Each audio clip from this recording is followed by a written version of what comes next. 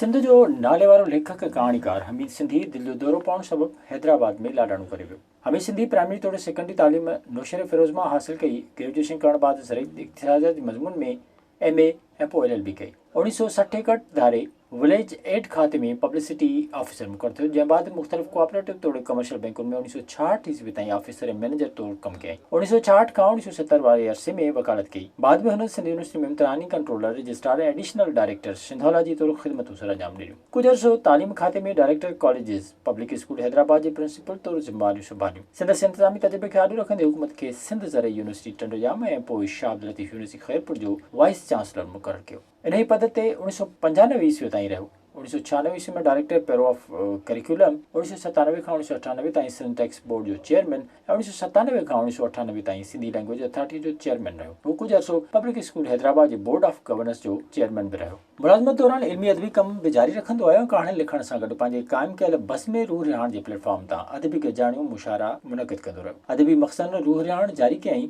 उन सां गॾु मारवी ऐं लतीफ़ डाइजेस्ट जो एडिटर ऐं नई ज़िंदगी मक़सदनि जो सलाहकार बि रहियो। हमीद सिंधी सिंध यूनिवर्सिटी जे सेनेट मालियाती कमेटी ऐं भिटशाह सक़ाफ़ती मर्कज़ जो मेंबर बि रहियो। तालीमी board Sukkur Hyderabad, Sindhi Adabi board Jam Shoro, public school Sukkur, federal social action program Islamabad, Sindh council of scouts वग़ैरह जे इंतिज़ामी बोर्डनि जो मेंबर ऐं सचल अकेडमी ख़ैरपुर जो चेयरमैन बि रहियो। हमीद सिंधी रूह रिहाण मक़सद जारी करण खां सवाइ बज़ में रूह रिहाण जूं महफ़िलूं मचाईंदो रहियो। संदसि अहम तसनीफ़ुनि में राणा जी रजपूत, वीरू, आरी, अचन शाल, जाॻ तुंहिंजे जीअ सां समेत केतिरा ई कहाणी जा मजमू आहिनि। हमीद सिंधी नौजवान आरी ज़माने खां वठी वञूंट वारे दौर में सिंध ऐं जदीद सिंधी अदब लाइ निहायती बरजुस्तो किरदारु अदा कयो। सिंधी अदब लाइ हमीद सिंधी जूं ख़िदमतूं सदाईं यादि रखियूं वेंदियूं। विज़िट कयो अवामी आवाज़ मीडिया ग्रुप जी वेबसाइट awamiawaz.pk।